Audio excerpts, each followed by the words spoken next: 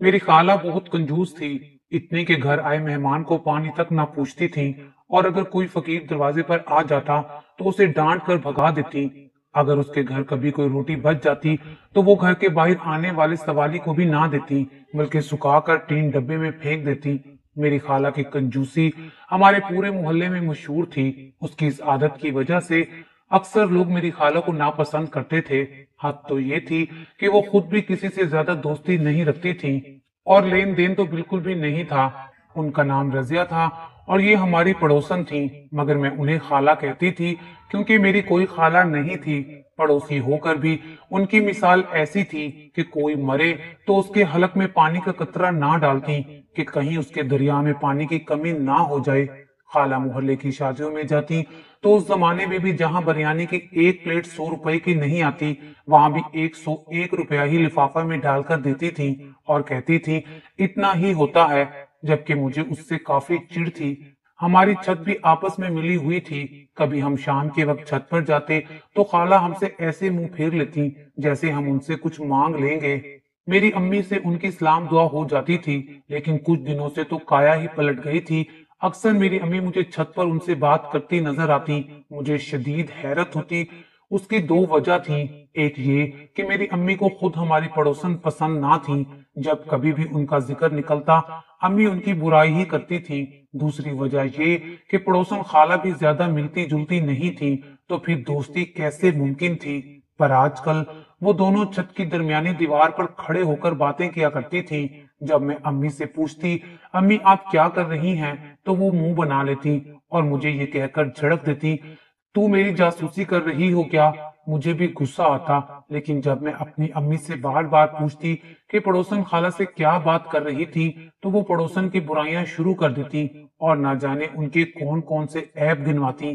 پھر اب ہر بار یہی ہونے لگا کہ وہ خالہ سے بات کرتی، اور جب میں پوچھتی تو امی غیبت کرتی، تو میں نے پوچھنا ہی چھوڑ دیا۔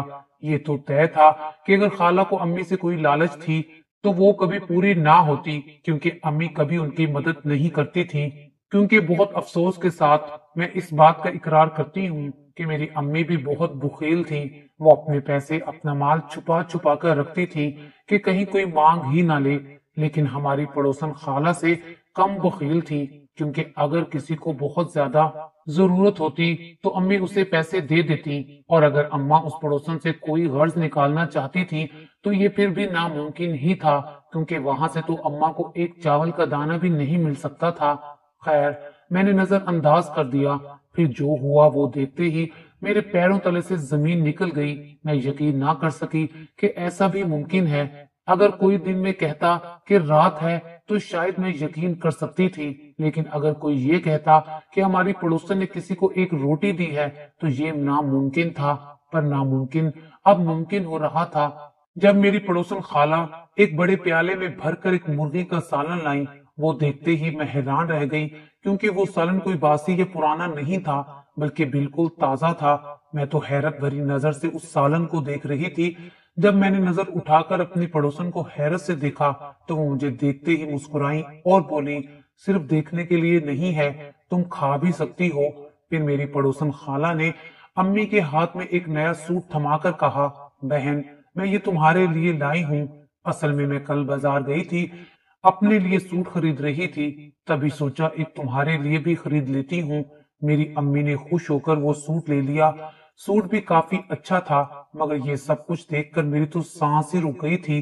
مجھے بہت عجیب لگ رہا تھا، کبھی سالن کو دیکھتی تو کبھی امی کے نئے سوٹ کو۔ تبھی خالہ نے مجھے کہا کہ اے لڑکی تجھے کیا ہوا ہے، تو کیوں اتنا حیران کھڑی ہے؟ میں نے بات کو بدلتے ہوئے کہا کہ خالہ میں سالن ڈال کر یہ برتن بھجوا دوں گی۔ میرا کہنا تھا کہ وہ ایک دم بکھلا گئی اور ہڑبڑا کر بولی نہیں نہیں، اس کی ضرورت نہیں ہے، میں خود لے جاؤں گی۔ میں نے کہا آپ کیوں تکلیف کریں گی، میں امی کے ہاتھ بھیج دوں گی۔ میرا کہنا تھا کہ ان کا چہرہ مزید سرخ ہو گیا، وہ کچھ پریشان سی ہو گئی۔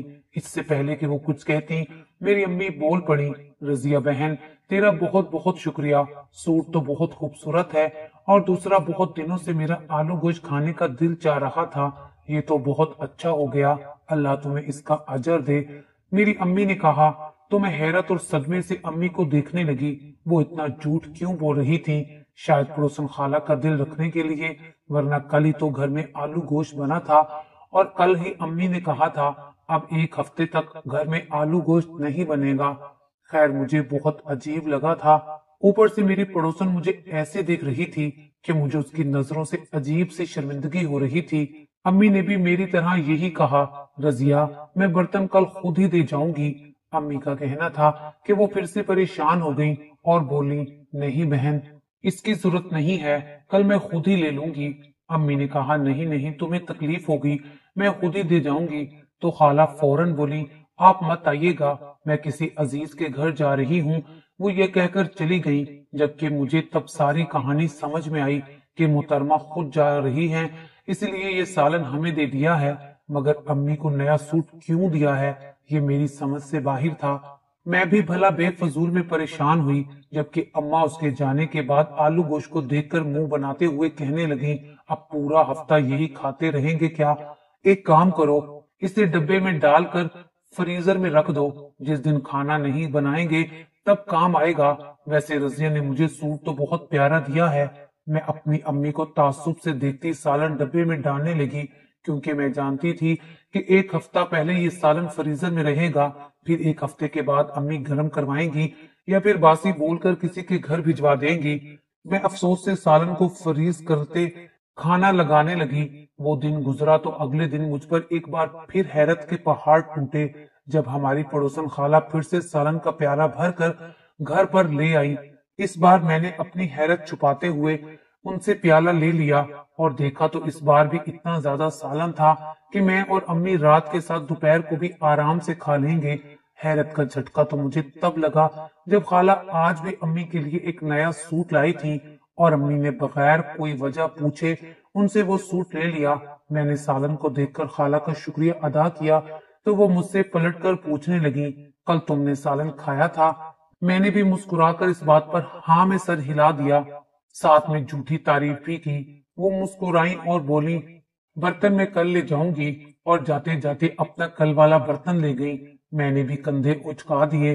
اگلے دن پھر وہی ہوا اور پھر یہ روز کا معمول بن گیا۔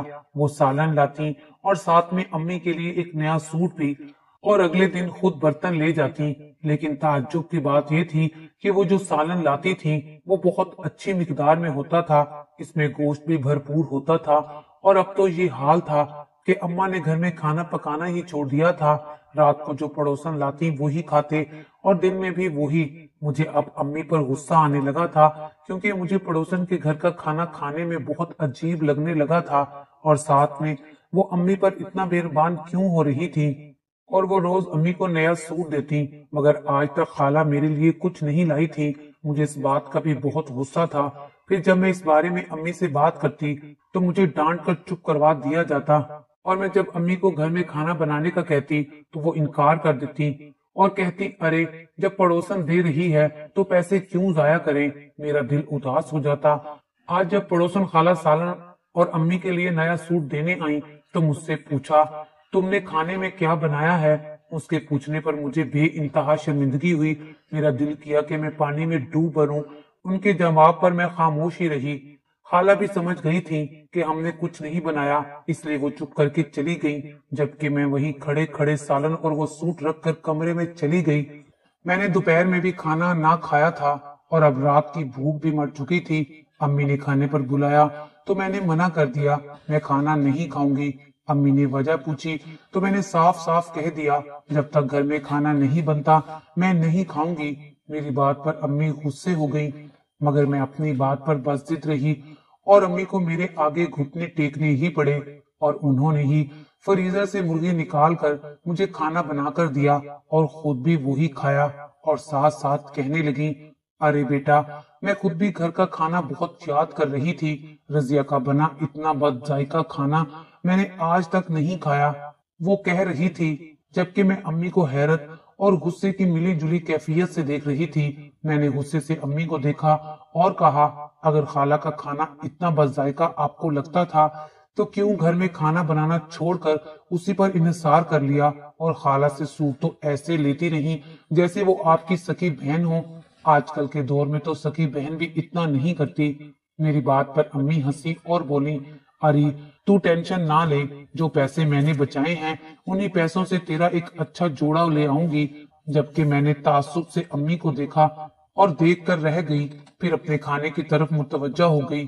اگلے دن میں نے دوپہر میں ہی بریانی تیار کر لی۔ رات جب پڑوسن خالہ کھانا دینے آئیں تو معمول کے مطابق ہدایت کر کے گئیں، تم برتن مت لانا، میں خود لے جاؤں گی۔ تو اس کے جاتے ہی میں نے اس کے ڈبے میں بریانی بھر کر بہت ساری بوٹیاں ڈالی۔ ان کے جانے کے بعد میں اس کے پیچھے پیچھے ان کے گھر آ گئی، لیکن دروازے پر ہی ٹھٹک کر رک گئی۔ میں جو سن رہی تھی مجھے لگا مجھے سننے میں غلطی ہوئی ہے، لیکن میں نے جو سنا تھا وہ سچ تھا۔ اندر سے آتی آوازیں سن کر میرے ہاتھ سے برتن گر گیا، میرے لیے سانس لینا بھی مشکل ہو گیا، مجھ سے کھڑا بھی نہیں ہوا جا رہا تھا۔ میں نے جلدی سے جھک کر ڈبہ اٹھایا اور نیچے گری بریانی سمیٹی اور اپنے گھر میں بھاگ آئی۔ مجھے اب تک یقین نہیں آ رہا تھا جو خالہ امی کو نیا سوٹ اور سالن دیتی تھی، اس میں تو خالہ اپنا۔ میرا نام کلثوم ہے، میرے ابو کا نام منظور تھا اور میری امی کا کوثر۔ میرے ابو اچھے اور خاندانی گھرانے سے تعلق رکھتے تھے۔ میرے ابو کا اپنا واشنگ مشینوں کا کاروبار تھا، مگر میرے ابو کو اس کام میں بالکل بھی دلچسپی نہیں تھی، نہ ہی میرے ابو وہ کام کرتے تھے۔ اگر دادا زبردستی کرتے تو چند گھنٹے وہ کام کرتے اور پھر چھوڑ دیتے۔ میرے دادا کے دو بیٹے تھے، ایک کا نام منظور جو بڑے تھے اور دوسرے میرے چاچو تھے جن کا نام صداقت تھا، وہ میرے ابو سے 3 سال چھوٹے تھے۔ میرے ابو کو پڑھنے کا بہت شوق تھا، اس لیے میرے ابو نے میتھ میں ایم فل کیا تھا۔ ان کے بعد انہیں سرکاری اسکول میں ٹیچر کی نوکری مل گئی۔ دادا کو ان کی نوکری پر اعتراض تھا، کیونکہ دادا چاہتے تھے کہ ابا اپنا بزنس کریں اور ان کے کاروبار کو آگے بڑھائیں، پر ابا کی دلچسپی نوکری میں تھی، اس لیے دادا کو منع کر کے انہوں نے کالج میں پڑھانا جاری رکھا۔ جبکہ چچا نے گریجویشن کرنے کے بعد دادا کا کاروبار سنبھال لیا۔ چچا ہر مہینے ایمانداری سے ابو کو ان کا حصہ بھی دیتے، ابو انہیں منع بھی کرتے پر وہ لازم دیتے۔ میری اماں ایک غریب گھرانے سے تعلق رکھتی تھی۔ میرے نانا مزدور تھے اور نشے کے عادی تھے، جو کماتے تھے وہ جوئے میں اڑاتے تھے۔ اس کے الٹ میری نانی پڑھی لکھی تھی اور اسی کالج میں ٹیچر تھی جہاں ابا پڑھاتے تھے۔ میرے نانا اپنی کمائی حرام چیزوں میں اڑاتے اور نانی کی تنخواہ کا بھی ایک حصہ موقع ملتے ہی چرا لیتے تھے۔ گھر نانا پہلے ہی جوئے میں ہار چکے تھے۔ گھر کا کرایہ بھرنا، روٹی کھانا اور باقی ضروریات سب نانی کی کمائی سے پوری ہوتی تھی۔ اماں کا زیادہ تر وقت محلے کی لڑکیوں کے ساتھ گزرتا تھا، جو نانی کو بالکل بھی پسند نہیں تھا، کیونکہ وہ لڑکیاں نہ پڑھائی لکھائی کرتی تھی اور نہ کوئی اور کام کرتی تھی۔ اور صحبت نے واقعی ہی اثر دکھایا تھا کہ اماں نے 12ویں جماعت کے بعد پڑھنے سے منع کر دیا اور گھر بیٹھ گئیں۔ نانی نے انہیں پڑھانے کی بہت کوشش کی پر وہ نہ مانی اور نہ ہی پڑھی۔ میری نانی اور میرے ابا میں اچھی بات چیت تھی۔ میری نانی ابا سے سینئر تھی اور میرے ابا ان کی بہت عزت کرتے تھے اور میری نانی کو بھی ابا بہت پسند تھے۔ نانی نے ابا سے بات کر کے اپنے خیالات کا اظہار کرنا چاہا اور ان کو سٹاف روم میں بلا کر میری امی کی تصویر دکھائی اور اپنا خیال ظاہر کیا کہ وہ ابا سے ان کی شادی کرنا چاہتی ہیں۔ ویسے تو میری اماں اس وقت عمر میں 18 برس کی تھی اور ابا 28 کے، لیکن نانی امی کے لیے ایک پڑھا لکھا اور سلجھا ہوا لڑکا چاہتی تھی تاکہ میری امی کی زندگی نانی جیسی نہ گزرے۔ جبکہ ابا اماں کی تصویر دیکھ کر ہی حیران تھے، کیونکہ امی بہت خوبصورت تھیں۔ ابا نے وقت مانگا اور اسی دن دادا سے مشورہ کیا۔ دادا کو کوئی اعتراض نہیں تھا، انہوں نے رشتے کے لیے رضامندی کر دی اور ابا نے نانی کو ہاں کر دی۔ پھر بہت جلدی امی اور ابو کی شادی ہو گئی۔ سسرال میں امی کو بہت محبت ملی کیونکہ وہ عمر میں بہت چھوٹی تھی۔ ابو تو انہیں کسی شہزادی کی طرح رکھتے تھے کہ ان کو عمر میں اتنی چھوٹی اور خوبصورت لڑکی ملی۔ ان کی ہر خواہش پوری کرتے تھے، ان پر کام کا دباؤ نہ پڑنے دیتے تھے، اس لیے انہوں نے ایک ملازمہ بھی رکھی تھی۔ سب ٹھیک ٹھاک تھا، سب خوش تھے، پر میرے ابو میری امی سے ایک ہی شکایت کرتے تھے کہ وہ جتنا ملا اس میں خوش نہیں ہوتی تھی، کبھی شکر نہیں کرتی تھی، بلکہ ہر بار ان چیزوں کا رونا روتی تھی۔ اصل میں میری امی ناشکری عورت تھی، اللہ کا دیا سب کچھ تھا پھر بھی ہر وقت روتی رہتی تھی۔ امی کی شادی کو 2 سال ہوئے جب میں اس دنیا میں آئی۔ میری پیدائش پر سب بہت خوش ہوئے۔ میری پیدائش کے 1 سال بعد دادا انتقال کر گئے۔ گھر میں اداسی چھا گئی۔ दादा के इंतकाल के 6 महीने बाद ही मेरे चचा ने पसंद की शादी कर ली। बस फिर वहां से मामलात खराब हो गए। मेरी चच्ची और अम्मी के दरमियान बात बात पर बहस होती और ना बनती थी। दोनों की असल लड़ाई की वजह ये थी कि मेरी चच्ची मेरी अम्मी से उम्र में 2 साल बड़ी थी। उनका कहना ये था कि ये उम्र में छोटी है तो ये झुके, और अम्मी का कहना था कि मैं रिश्ते में बड़ी हूँ तो मैं क्यों झुकूं। ये लड़ाइयां जब बढ़ने लगी तो अब्बा और चचा ने मशवरा करके घर अलग अलग कर लिया। अलग होने के बाद भी चच्ची और अम्मी के एक दूसरे से हर वक्त टस में रहती थी। फिर चचा के बच्चे भी हो गए और वो उनमें मगन हो गए, और मेरी अम्मी अब्बू अपने घर बार में। वक्त तेजी से गुजरने लगा। घर के हालात बहुत अच्छे थे। अब्बा अपना घर बना चुके थे अपनी मेहनत की कमाई से, और जो हिस्सा दादा की तरफ से मिला था उससे भी 2 कमरों का मकान लिया था जो कि किराए पर था, और हर माह उससे किराया आता था। मैं 10वीं जमात में थी जब अब्बा का इंतकाल हो गया और हमारे घर की रौनक उजड़ गई। सर से बाप का साया छिन गया। घर के हालात थोड़े तंग हुए, लेकिन फिर चचा जो हिस्सा अब्बा को कारोबार के मुनाफे का देते थे उसमें कुछ इजाफा कर दिया ताकि खर्चे में मसला ना हो। और अल्लाह जाने ये बात चच्ची के इल्म में थी या नहीं, या उनसे छुपाई गई थी। सब कुछ ठीक था, लेकिन फिर पड़ोसन खाला रोज अम्मी को एक नया सूट और सालन देने लगी। लेकिन क्यों? ये सवाल मेरे दिल में बुरी तरह मचलता था कि वो हमें ही क्यों देती हैं, जब किसी को नहीं तो हमें ही क्यों। लेकिन अब जो हुआ था वो भुलाने के काबिल नहीं था। एक तरफ मुझे अफसोस था कि काश मैं ये घिनौना सच जानती ही ना तो बहुत अच्छा था। एक तरफ खुशी थी कि मैं ये सच जान गई थी। मैं वहां से सीधी अपने कमरे में आई और खुद को अंदर बंद कर लिया और वहीं बैठकर ज़ारों कतार रोई। मेरी अम्मी ने दरवाजा बजाया तो मैंने जवाब ना दिया, ना ही दरवाजा खोला। आखिरकार थक हार कर वो खुद ही छोड़कर चली गई और मैं कमरे में सो गई। सुबह उठी तो अम्मी ने मुझसे रात के हवाले से पूछा। मैंने कोई खास जवाब ना दिया। खाला रोज की तरह अम्मी के लिए नया सूट और सालन लेकर आई और बोली, बर्तन मैं कल ले जाऊंगी। तो मैं मुस्कुराई और उसके कल के बर्तन उसके हवाले किए तो वो चौंक गई और बोली, इसमें कुछ है क्या? उसके कहते साथ डब्बा खोलकर देखा तो मुझे देखने लगी, क्योंकि मैंने उस डब्बे में कोरमा भर दिया था। मैंने कहा, ये कोरमा मैंने बनाया है। तो मुस्कुराकर वो डब्बा लेकर चली गई। मैंने कुछ ना कहा और खामोश रही, लेकिन ये देखकर अम्मा गुस्से हो गई कि मैंने पड़ोसन खाला का लाया हुआ खाना बांध कर फरीज कर दिया था और फिर अगले दिन सुबह फकीर को दे दिया, और साथ में वो सूट भी जो खाला अम्मा के लिए लाई थी। फिर ये सिलसिला रोज का हो गया।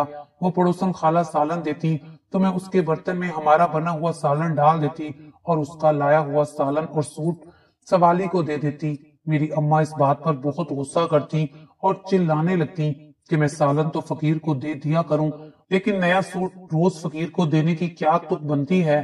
पर मैं उनकी एक ना सुनती, जबकि रोज रोज सालन वापस देने से अब पड़ोसन खाला भी परेशान हो गई थी, और जब उससे बर्दाश्त ना हुआ तो उसने मुझसे पूछ लिया।